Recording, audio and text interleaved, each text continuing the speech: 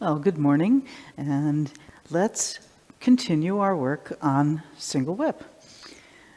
So let's do this little exercise a little bit. Both of the warm-ups that we've been using to help explain how to make this stuff work. So starting with the squats, wider than shoulder width, feet are turned out, and sitting down and coming back up. As you sit down, notice how the movement plays out through your legs. Thighs are rotating out. The knee is a place where the change happens. The knee keeps tracking the toes, and the lower leg has a counter rotation to your thighs. This brings the weight down to your feet, feeling that tripod, and the arches slightly increase as you sink down and slightly release as you stand back up. Feel it moving through the whole torso. So as you come down and you inhale, and then exhale as you come up, notice how the diaphragm changes. You won't feel a lot in your diaphragm, but you can notice that as you inhale, the diaphragm is pulled down and your belly is expanded. As you let go and release, everything comes a little more narrow into the torso. So you expand, your pelvis expands, and then it narrows again. The base of the spine, the base of the skull. Everything has a response to this motion. The movement moves through the entire body and up to the rear crown of the head. We'll do 3 more of these.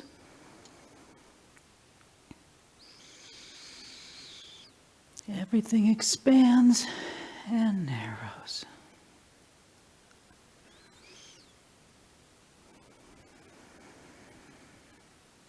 And last one.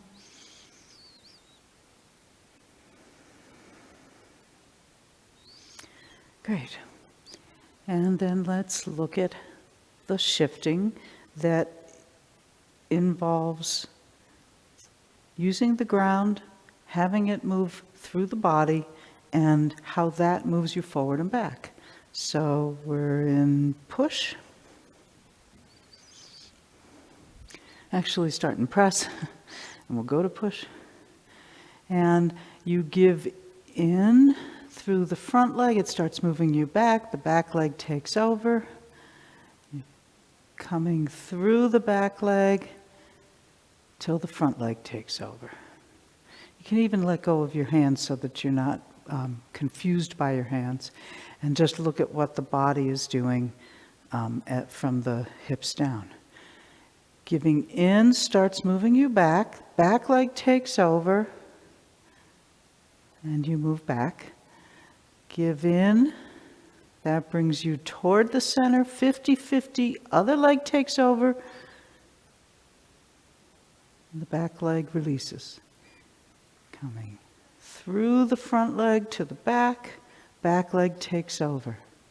Through the back leg to the front, and the front takes over. And change legs.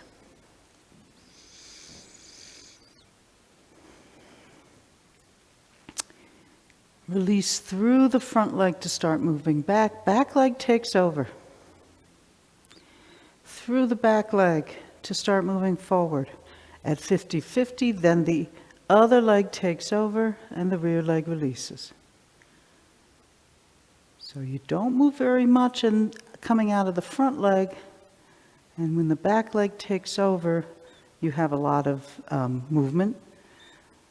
Through the back leg, that's bringing you toward the front. You get to your 50-50 place. Most of the movement of the torso has already happened. The front leg takes over and the rear leg releases. One more time.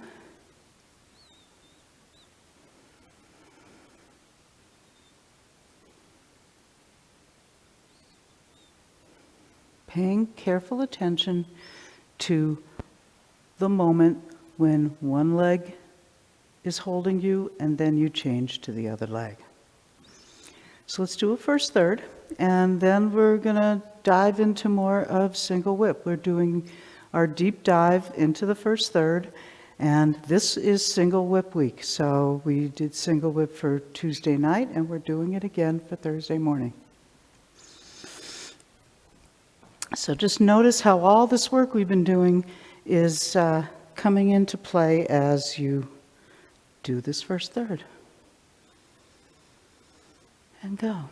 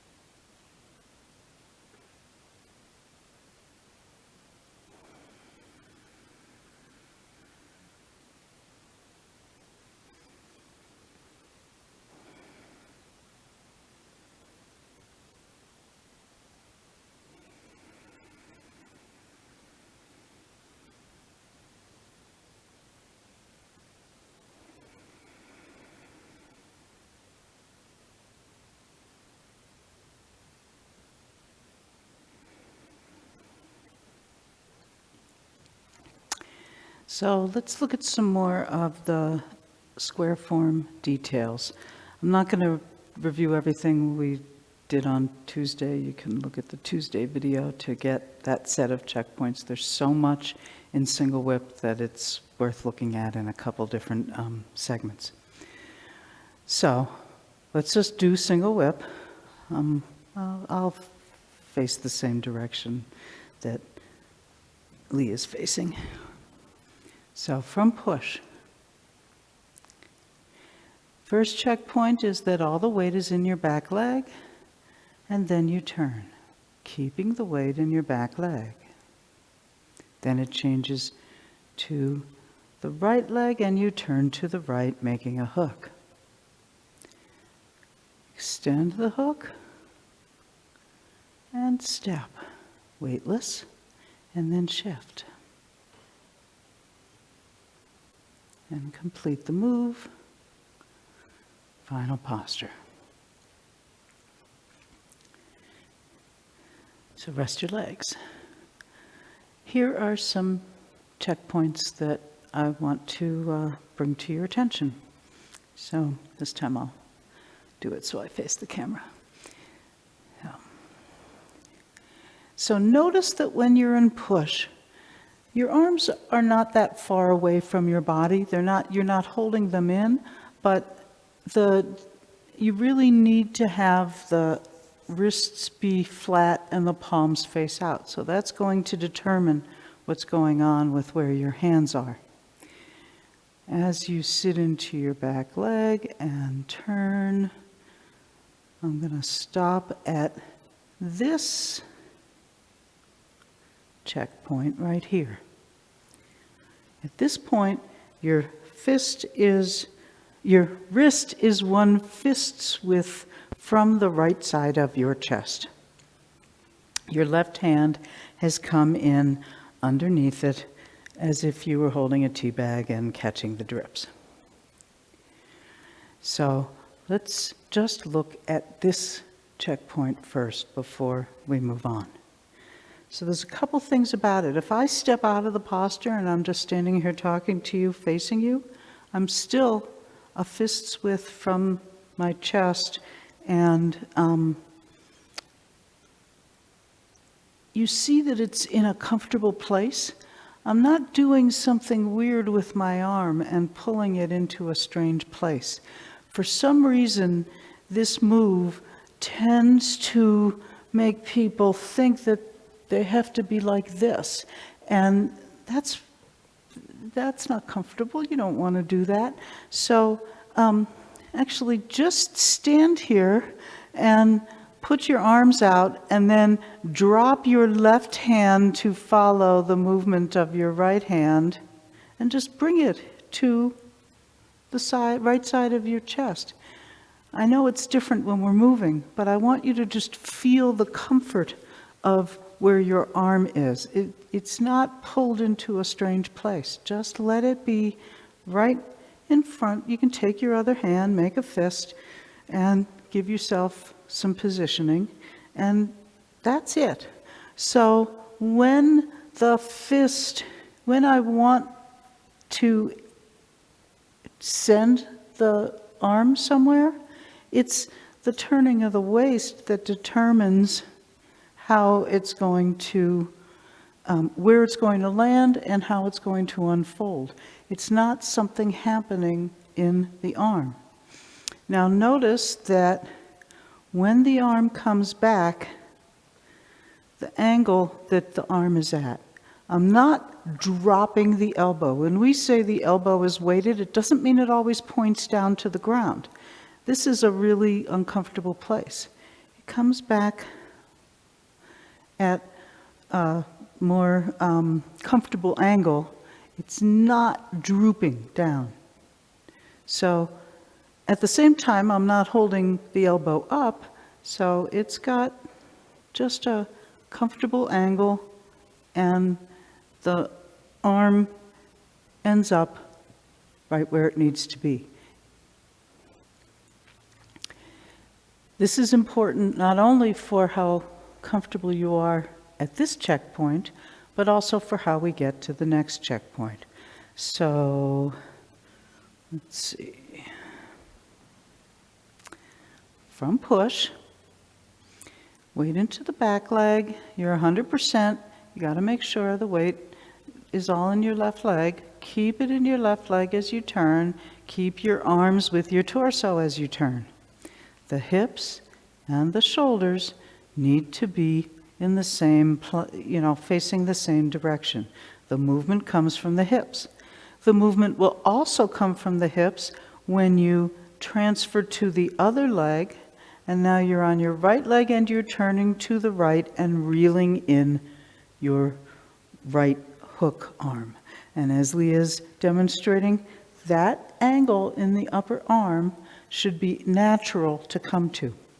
You end up a fist's width away, and look at where your wrist is pointing, where the arm bone is pointing to, because wherever it's pointing to is where your hook unwinds to. So it doesn't really matter. What matters is that you use your hips and waist and do the turning from there. But there isn't a specified place that I have to get to. The thing I want is that it's driven entirely by the hips, not by pulling my arm somewhere and leaving my hips behind. Really easy. You know that we're 100% on the left leg, and then we have to go 100% on the right leg and turn to the right. It's really easy to just shift to the right leg and pull your arm back. And now look what just happened. It's not in that nice, comfortable position. It's not a fist's width from the right side of my chest because I move my arm. If you do it from your hips, it'll end up in the right place. So hips. Hips are what draws it in. If I can only turn my hips this far, well, then that's where my wrist is going to open toward. Memorizing a place that the hook goes doesn't help. I have to go where my arm sends it via turning the waist. If I want it to go to a different direction, I have to turn my hips more. Once I turn my hips more, now it goes straight out toward the wall. But the point is, you got to learn how to grease those hip joints. If the hip joints get better used, they'll be able to turn more. If you're sitting on top of your leg properly, you've got good alignment, you'll have more turn. And when you have more turn, you have to use it. And then you will be able to get your wrist pointing closer toward the wall and less toward the corner. But you want to avoid watching the teacher get their wrists to extend to this place and then find yourself doing it like this to get your arm where you saw the instructor's arm. That shape, the path it takes, actually matters. That's what makes our movements functional. So just putting your hand where you see the demonstration landing is not correct. You want to do it where you land. So I think it's pretty clear. The way that you get it wherever you want it to be is that the hips take you one direction and then they take you the other direction. You need to still have your rectangle. Then, when you send this out, it will go along the line of the arm bone, wherever it came from. So, watch, if I just come to here, and it's aiming that way, and I turn and I send it out this way, and then I complete the move, well, I can still end up with my arm facing toward the wall not, I don't have to keep it in that corner. So it's going to go through some paces through your shoulder joint. Just don't get ahead of yourself and think you have to send it out there if your arm and hips aren't positioned to make that happen. So let's do it some. Okay, and sitting on top of your left leg, and stay on top of your left leg. Stop and take a look at where your hips and shoulders are. Make sure that you're lined up, and then shift to the right leg. 100% is what you're aiming for. You want all the weight in your right leg, and turn as much as your hips take you to the right. Take a look at where you are. And then open, unwind, and send the wrist out along the line of the arm. You can unwind and reel it in and send it out, and see how it's the hips and waist that determine where it's going to end up.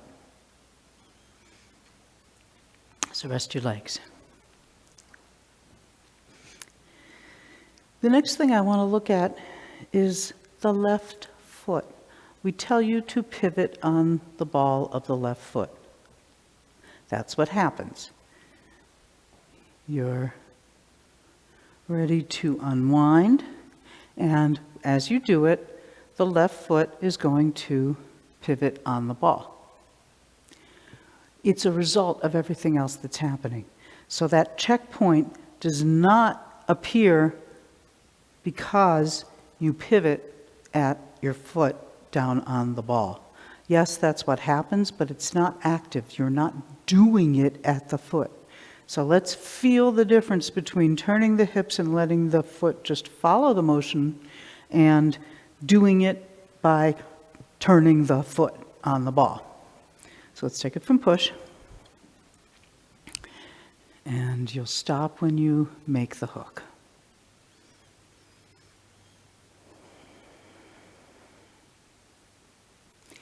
Now you're going to unwind, and as you do it, let the empty legs stay empty and just follow the motion of the turning of the waist, and see how that changes the angle of the foot. The foot's just turning because it's following the movement. So let's do it again, and we'll stop again at that at the hook place. And now this time, pivot your left foot on the ball as you extend the hook. And so you feel that difference. Come back and do it again, pivoting on the foot.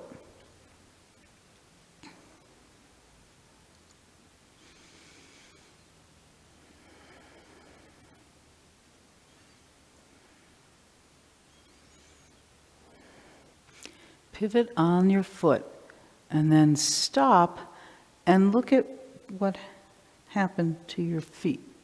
Probably something like this. This is a pretty crappy place to end up with your feet.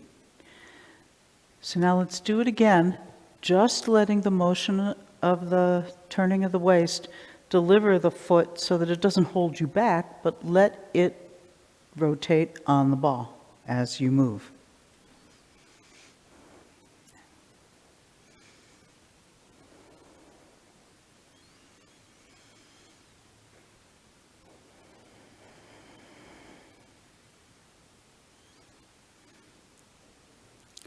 And just free that leg and see how it turns, and then stop and take a look at what your feet look like. They're probably in a much better position.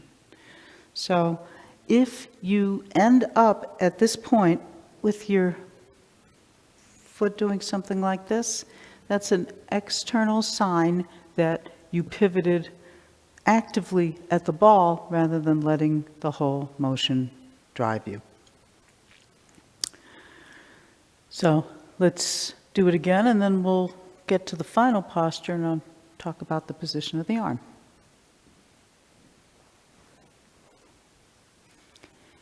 And go. Staying in the left. Shift to the right, letting go of the left.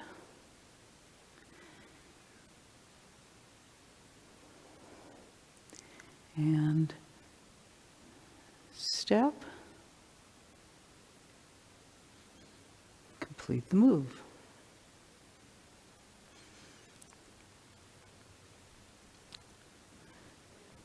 So the final posture has the middle joint of the middle finger aligns with your shoulder.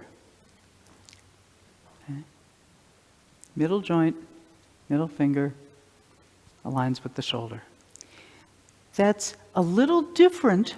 See, I'm not in push. If I were in push, my hands would be more like this. Single whip has a little more extension, and you've got this alignment, middle joint, shoulder, elbow dangles. So let's do single whip a couple times from push, and then we'll do it from the beginning up to single whip, and then Lee will take over and get a little more life into it now that we've looked at all these specific places to be. I'm going to face the same way, and let's do it. Sitting onto your back leg, and turn, keeping all the weight in your left leg. Shifting to the right, releasing the left leg, keeping the left leg released. And step. Final posture, middle joint, middle finger. And again.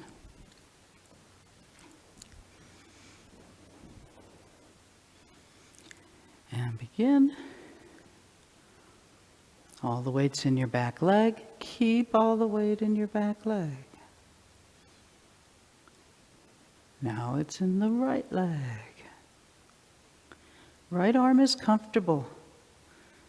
It extends along the line of the arm. Step, no weight. And then shift.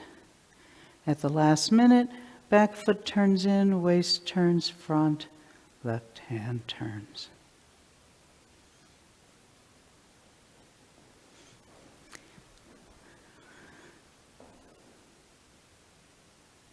Maybe I'll wait to do any more forms and hand it over to Lee now and see what else he has to get a little life into this complex move. Let's spend some more time with single whip. So there's a couple important things that we're going to look at as you actually round this and really start working with the ground, having the ground and the changes you make in your center play out through the whole move. And so single whip is great because it's really illustrative of that working with the ground and of the way that it takes a little bit of time for a motion that starts in the center to get out to the extremities versus a more square approach where you hold everything in place and keep yourself from ever allowing any lack of synchronization. So as we loosen up and get softer, a motion in the middle then plays out. Everything stays harmoniously arranged, but it does it in its own time. So that's what we're going to look at as we round this thing up. We're going to start with looking at the use of the ground and the root. So doing the shifting back and forth thing just real briefly. Standing on the front foot. As you sit back, you drop and you sink down to the 50-50 point. You didn't move the torso very much. And then the rear leg takes over and supports you as you move all the way back. You move a lot. As you come forward, you sit down, which starts to move you forward till you get to the 50-50 point, and then the front leg takes over and you finish. So we're looking at the leg that supports you. The front leg supports you, 50-50, it changes into the rear leg. The rear leg supports you as you go back, and as you come forward, 50-50 point, the front leg supports you. So do that on the other side too, just so you feel that. We said we thought you ought to do this exercise a lot. So we really do think that you ought to do this exercise a lot. Starting in the 70-30, sitting down, which moves you back. As soon as you hit 50-50, you're standing on the rear leg. That's the one that you're stable on. As you come forward, you're still on the rear leg. When you hit 50-50, you stand on the front leg. The motion off the front leg is small.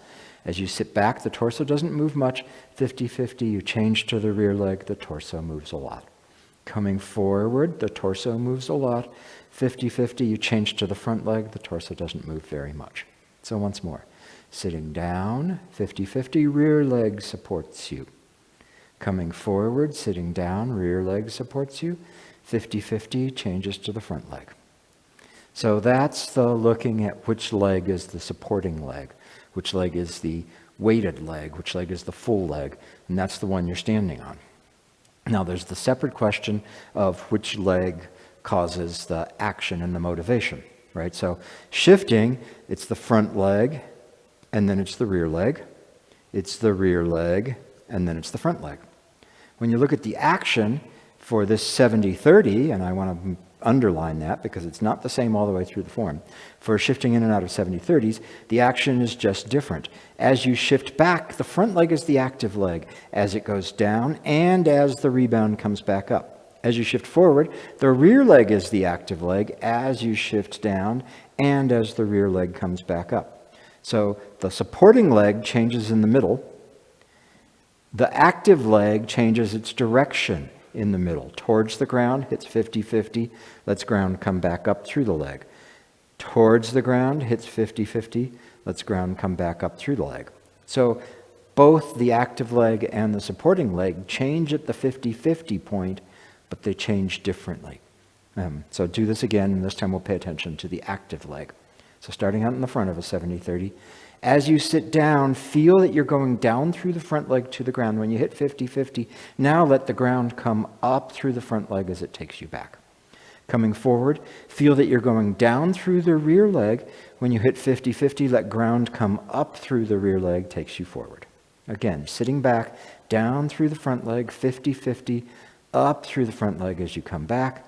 Coming forward, down through the rear leg, 50-50, up through the rear leg as you come forward. Change sides. Starting in the front. Sit down, down through the front leg. Touch the ground, let the ground come back up through the front leg. You're 100% back. Going forward. Down through the rear leg. Touch the ground, let the ground come up through the rear leg as you reach the 70-30. Down through the front leg. Active up through the front leg. Down through the rear leg. Active up through the rear leg. Once more, down through the front leg, active through the front leg as you move back, down through the rear leg as you come forward, active through the rear leg as you reach the 70-30. So the stable leg, the supporting leg, the weighted leg is not the same as the leg that's actually causing the action and is changing with relationship to the ground.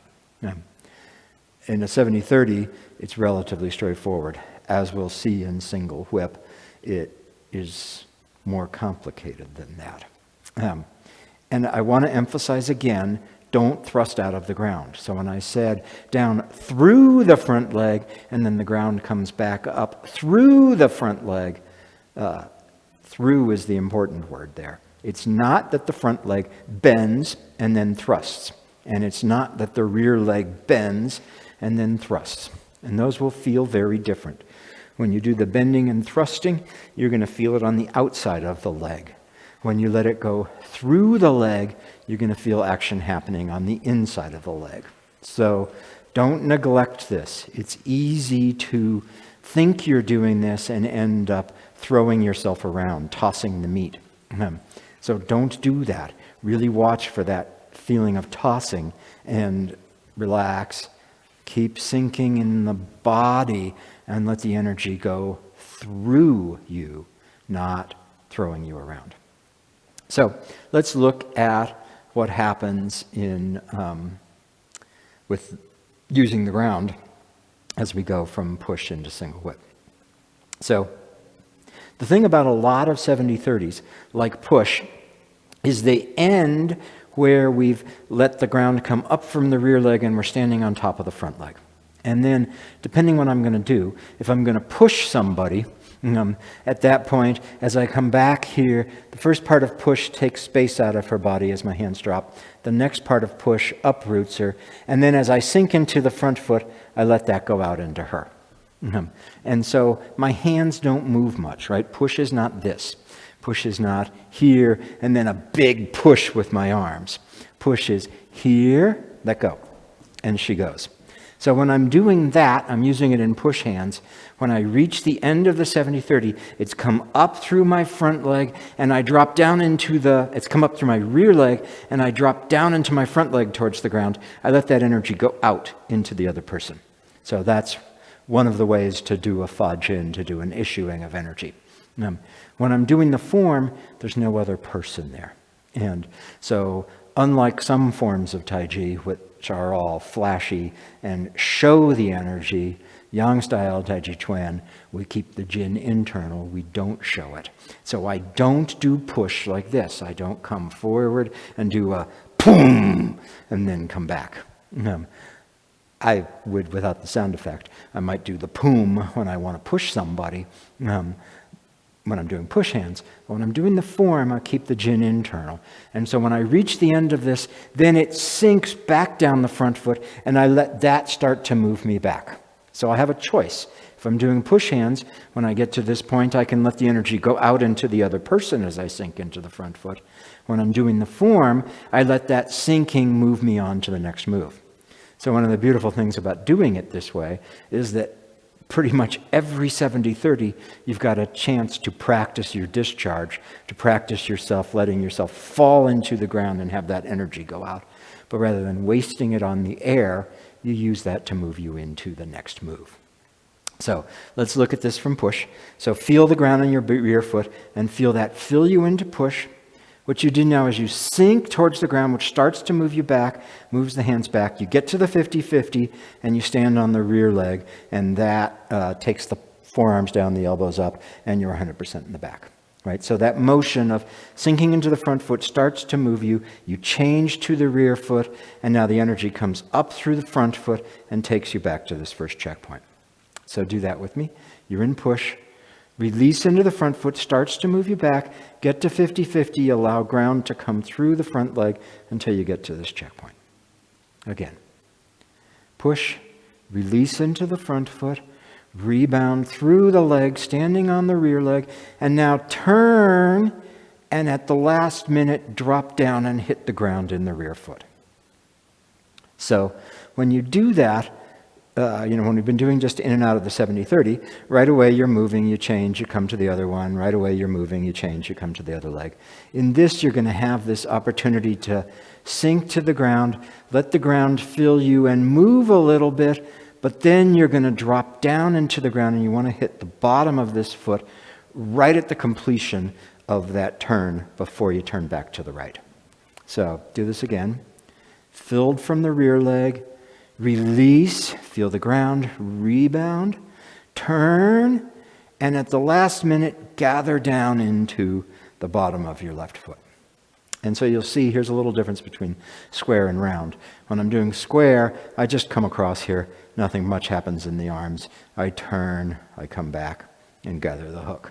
When I'm doing round, I'm going to fill and turn, and then right here, as I complete, there's a little dropping in the hands, and my waist is going to turn a little bit more. Be very careful that you don't shift the weight. You're still in the left leg when you do that. Don't let that take you into the right. That will totally waste everything you just did. But don't hold the arms at this last minute. Gather down a little bit. So let's do that a couple more times from push. Push. Sink, feel the ground in the front foot. Rebound takes you back. Turn, sink, feel the ground in the left foot. Let the hands follow as that happens. Again, push, sink, rebound through the front leg. Turn, sink, feel the ground in the bottom of the left foot. Once more. Go ahead, turn and sink, ground in the bottom. Hands have just come down. All the mechanics that we've been doing in the squatting exercise have happened. The thigh has turned out, the calf has turned in, and the arch has increased. So you're all set there to do another rebound. And so this is one of the things that makes Tai Chi so cool, is that when you tap the earth's strength and you cause rebound to come through you, you get to use your awareness to aim it. All right, so in push, it's pretty straightforward. As I tap the ground, I aim out through my hands. And that's part of why we make this big deal about the palms facing out, not down. Because if I aim out through the hands and I'm going down, that's a totally different thing. When I'm pushing with Beth and I do that, then rather than pushing her, I'm just putting her on the ground so she's solid. Right? I want to lift her and let go. So I aim. Now, in single whip, there's a hidden little elbow strike. The song of elbow tells us that elbow appears suddenly and disappears suddenly, that it happens in the middle of all the transformations of the 5 steps and the hand motions. So there isn't a move called elbow strike. Elbow appears and disappears during transitions. And so this one, as I sit back here, I turn, I drop, and now from my left foot into my right elbow. So this rebound here that happens from the left foot comes up and goes onto the into the right elbow. And at this point, I've reached the top of the right leg. And then as I'm gathering, I'm coming down into the right foot. And so I reach ground in the right foot exactly as the hook reaches, and I've got this whole teabag arrangement. So it's just in there for a second. Don't hold on to it, because if you hold on to it, you're going to end up in one of these kinds of places. And like Beth said, the elbow is dropped, so the upper arm is sloped, the hand is there by your chest. It's comfortable. If you hold on to it, it's going to be far from comfortable. And if you don't see that, then you end up just dropping here. See how my hand is just dropping? And that was us skating. There wasn't anything meaningful happening in my weight. So do this with me. We'll end up with the hook and when we've reached the bottom of the right foot. So down into the front foot, rebound through the right leg, turn, gather into the left foot, feel the bottom of the left foot, rebound into the right elbow, and then right away gather into the right leg as you make the hook. So this is small. The legs are close to each other. You're not going to move the torso very much, but you come out of the left leg, the weight is on top of the right leg, you gather down into the right leg. That's what makes the hook. Coming out of the left leg makes the elbow strike, and you want to connect with your mind from the bottom of the left leg to the right elbow. And then gathering down into the right leg makes the hook happen, so you actually pull those fingers together. And while I'm making the elbow strike, my fingers won't really have come together yet. They'll just be in the process of coming together. And then it's as I drop into the right foot that they'll come together.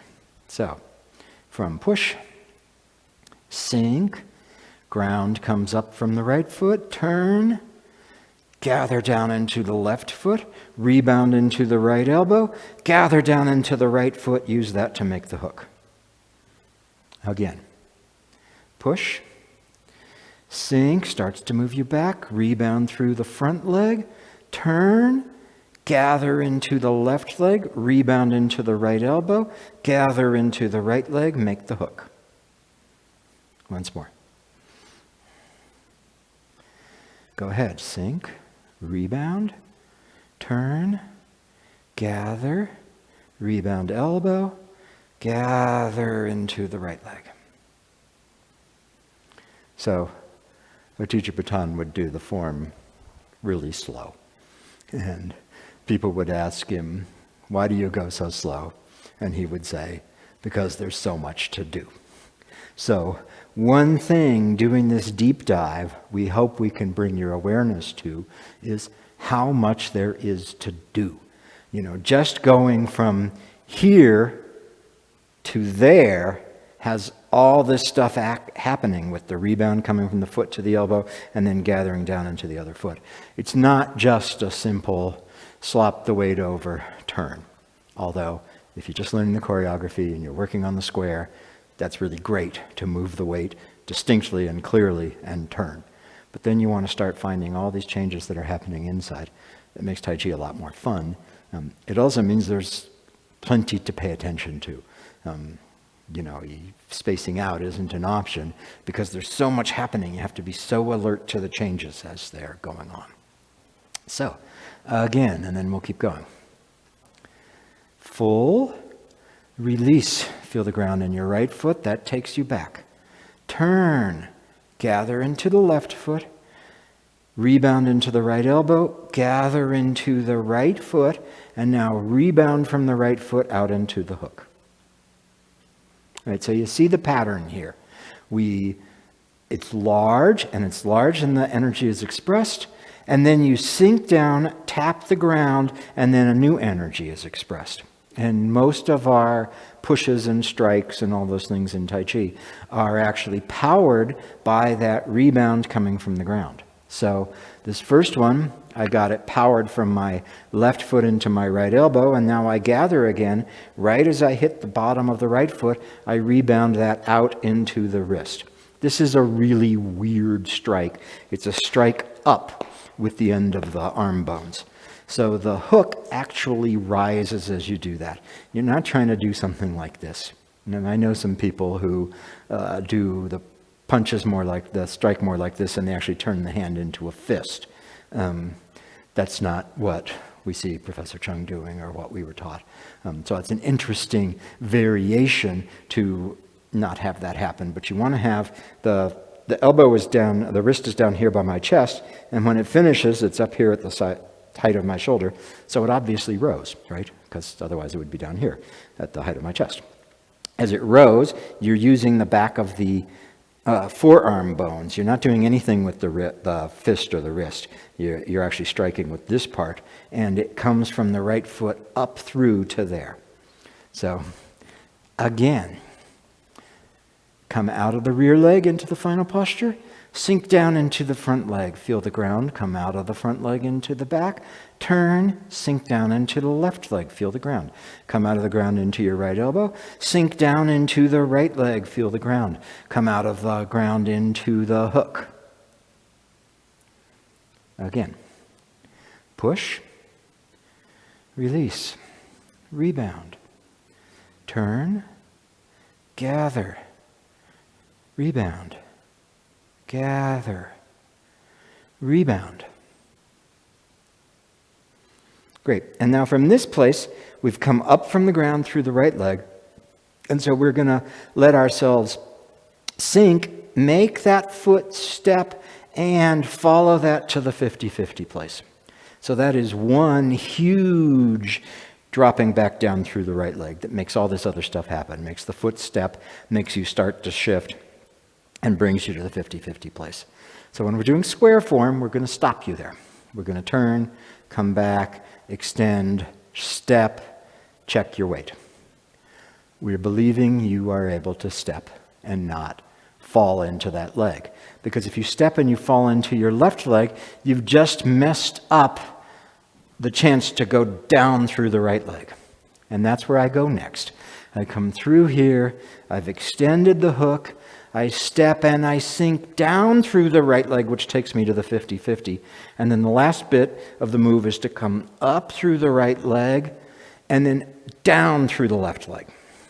So single whip is different from most final postures in that the final posture, the snapshot for the final posture, is taken at the moment where you've dropped into the leg rather than where you've come out of the rear leg. Most of them, like I sit back from press and I drop. As I come forward here, I'm coming up through the rear leg.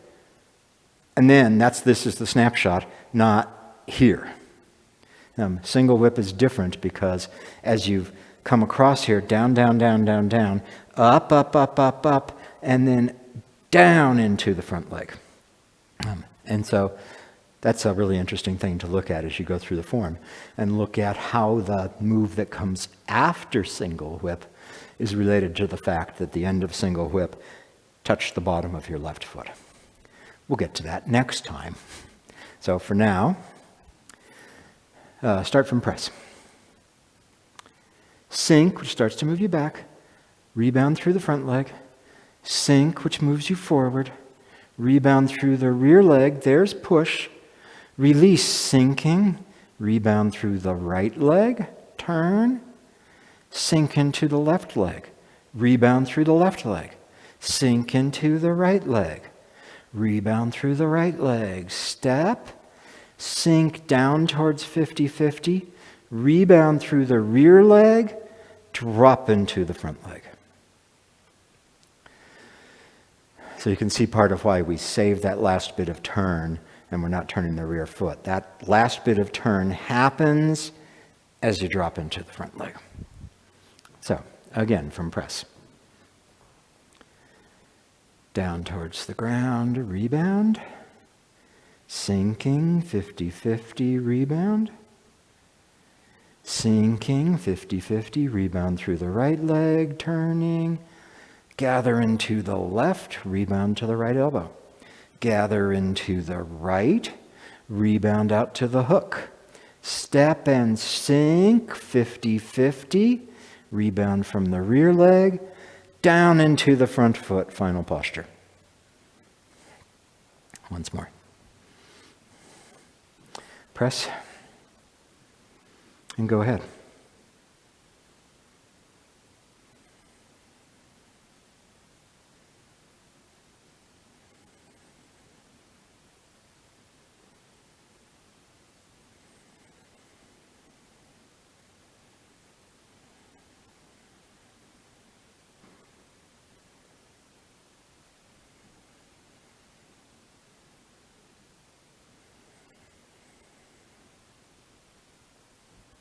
Great.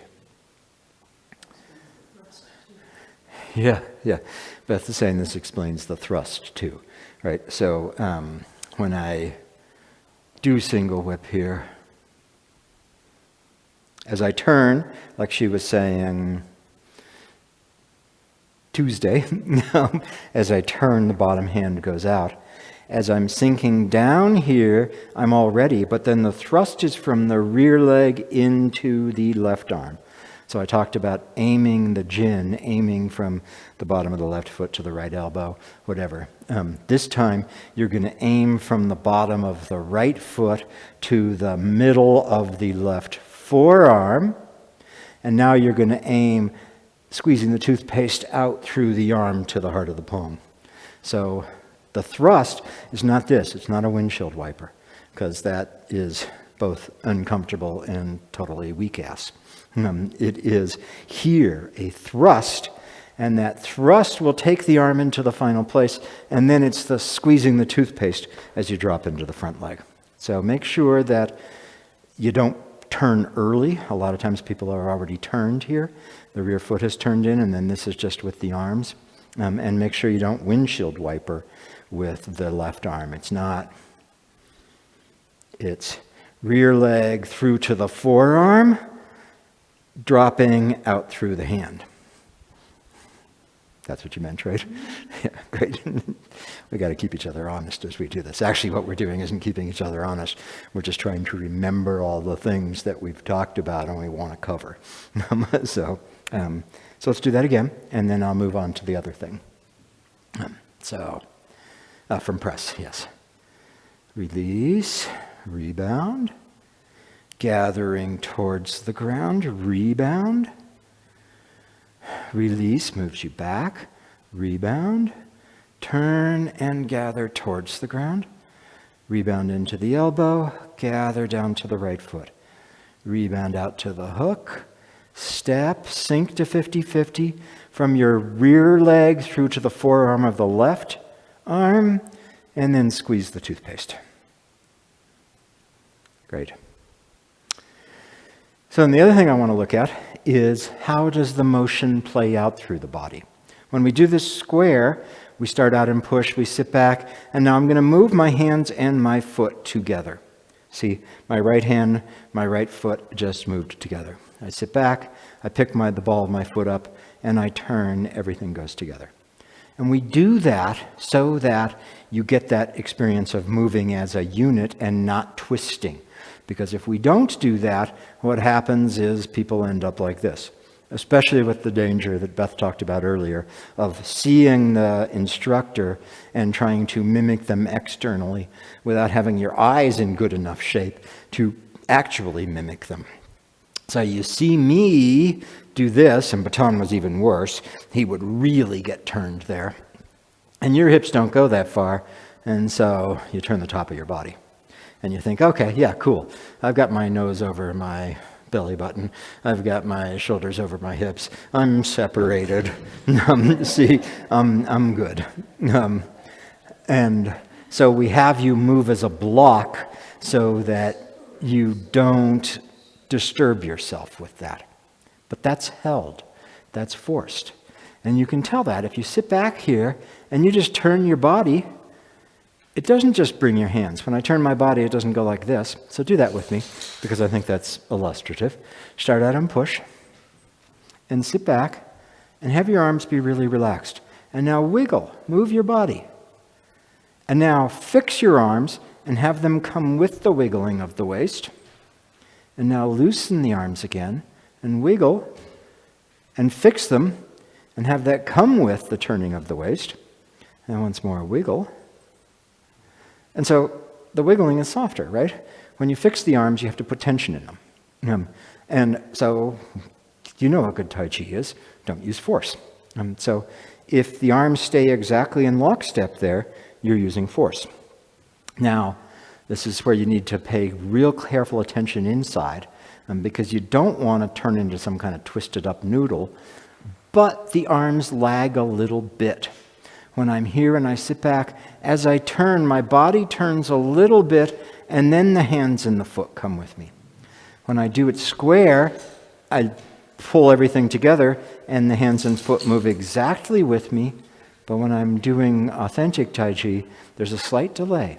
I sit back, and I turn, and I get a little feeling of tautness inside the empty leg, and then I release that, and the foot turns. So it's caused by the turn in the middle, but it's not exactly in lockstep. And this is actually one of the answers to how do you make this big step. When I do it in lockstep and I turn, my right foot is going to end up not exactly to the wall, just because that's how it happens.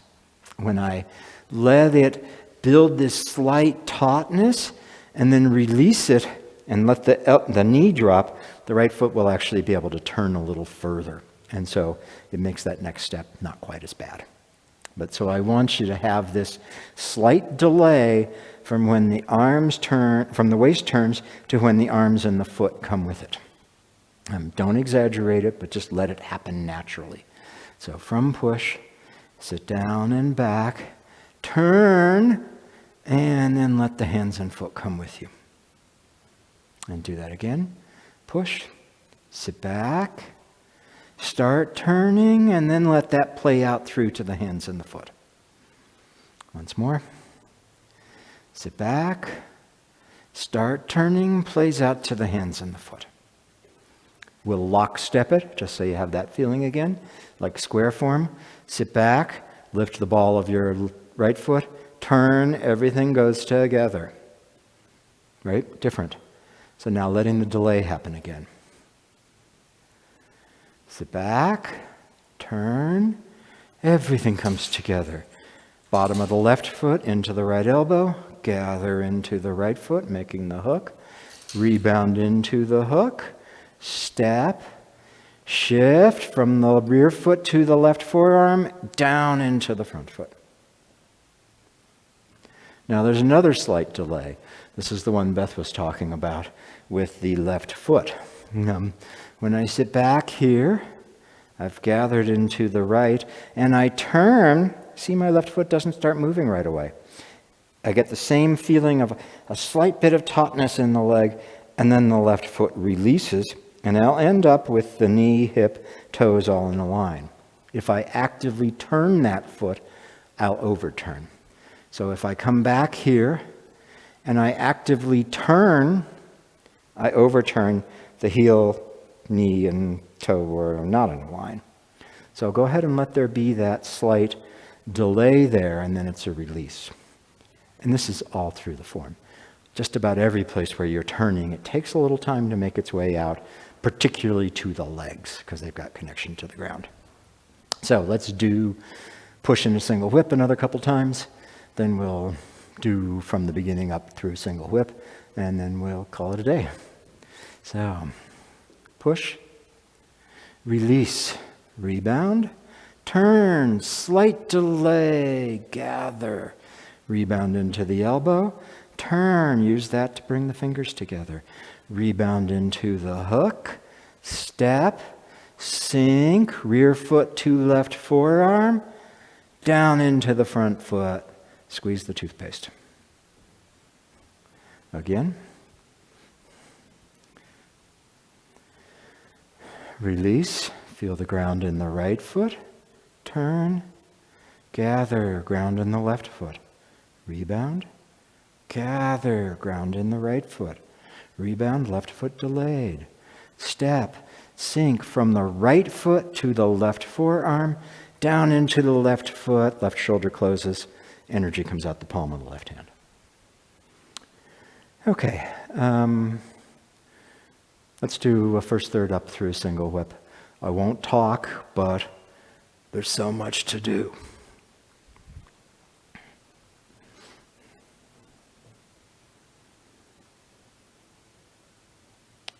And go ahead.